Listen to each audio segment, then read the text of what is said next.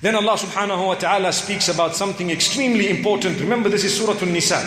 It starts off with mention being made of inheritance. Laws of inheritance, don't cheat the women. Then it goes into verses regarding dispute between husband and wife. Marital discord. No one gets married in order to divorce. No one gets married in order to have problems. People get married because they love each other, subhanallah, because they want to marry each other, because they would love to, for example, live together. But sadly, sometimes when you do get together, you realize, you know what, I made a mistake here. May Allah subhanahu wa ta'ala help us understand. When we have used the wrong criteria, that's when we start scratching our heads. When you use the correct criteria and we've spoken about it, you select a spouse based on the deen and the character. That doesn't mean you marry someone that you don't like to look at. No. They need to be reasonable, at least in terms of looks, alhamdulillah. They need to be reasonable. You need to like them to a certain extent. There needs to be, as we say, a little spark, mashallah. And it's a sunnah to look at them. But at the same time, your criteria, your deciding factor, you might want to compromise a little bit in terms of looks. You might want to compromise in terms of wealth. In fact, that is something that is secondary. But when it comes to character, conduct and deen, commitment to Allah, you don't compromise that. That's what we're saying. You don't compromise that. That's going to be the parent of your child. But then if a problem does happen, Allah says in verse number 35 of Surah An-Nisa, وَإِنْ خِفْتُمْ شِقَاقَ بَيْنِهِمَا فَابْعَثُوا حَكَمًا مِّنْ أَهْلِهِ وَحَكَمًا مِّنْ أَهْلِهَا إِنْ يُرِيدَا إِصْلَاحًا يُوَفِّقِ اللَّهُ بَيْنَهُمَا. When you fear that there's going to be a split now between husband and wife, you don't just issue divorce. Today the sickness we have, young men, they get up and something is wrong in the home, they enter and you forgot to turn on the heater. You know, mashallah, we are now, passing through the coldest days of this winter so far. Today, mashallah, freezing cold, alhamdulillah.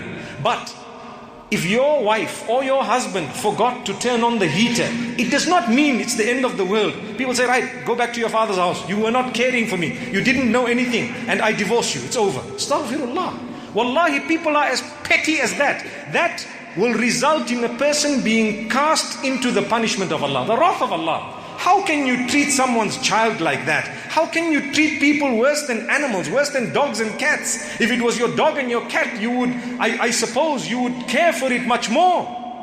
You don't do that. If you really have a serious matter, number one, you try and resolve it between yourselves in a good way. It will be give and take, mashallah.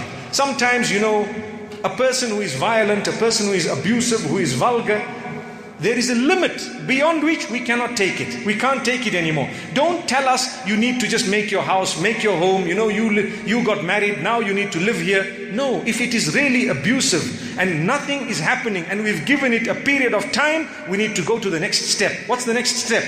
You involve a responsible member from her family, a responsible member from your family. You explain to the two of them what has happened. Either party explains, and then those two will sit together as per the injunction of the Quran. They will come up with a solution. And if you really want to resolve the problem, you will definitely be able to come with a solution. You'll definitely be able to come with a solution because you want to solve the problem. But if you are not prepared to resolve, if you want just to prove who was right and wrong, you're never going to get anywhere. But you need to sometimes even say, look, I'm sorry, let's start again. And inshallah, we make things work. Alhamdulillah. Things will happen. And by the will of Allah, if you are really sincere, if both parties are sincere, Allah subhanahu wa ta'ala says, in yurida islahan. If both of them's intention is that they want the solution, Allah says Allah will grant them that. But if one goes in with the wrong intention and the other one goes in with the wrong intention, and the friends of one of them are convincing her or him, you know what, get out of this marriage. You know what, it's not good enough. I'm sure you can do better. That advice is not always valid. It's not correct. No.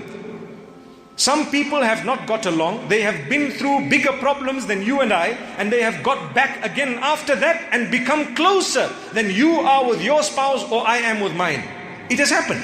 But it requires dedication. It requires sacrifice. May Allah subhanahu wa ta'ala help us. Then Allah subhanahu wa ta'ala says, if nothing worked and you tried, and really at the end of the day things happen to break beyond repair, it was irreconcilable. We could not reconciliate at all. Then verse number 130 says, وَإِن يَتَفَرَّقَا يُغْنِ اللَّهُ كُلًّا مِّن سَعَتِهِ. If the two of them decide finally and ultimately to split, Allah will bestow from His favor upon both of them. Allah indeed is broad in favor. He will bestow upon both of them. Protect yourself from mudslinging. Those who after a divorce speak about their ex-spouse in a negative way, they are opening a can of worms, and they are making themselves prone to the punishment of Allah subhanahu wa ta'ala. You don't have to go into all those details. You don't have to tell the world, my ex-husband was like this and like that and like this and like that, and I fixed him in this way and that way, and this is what I did, and ultimately now I'm divorced and I'm happy and I'm excited.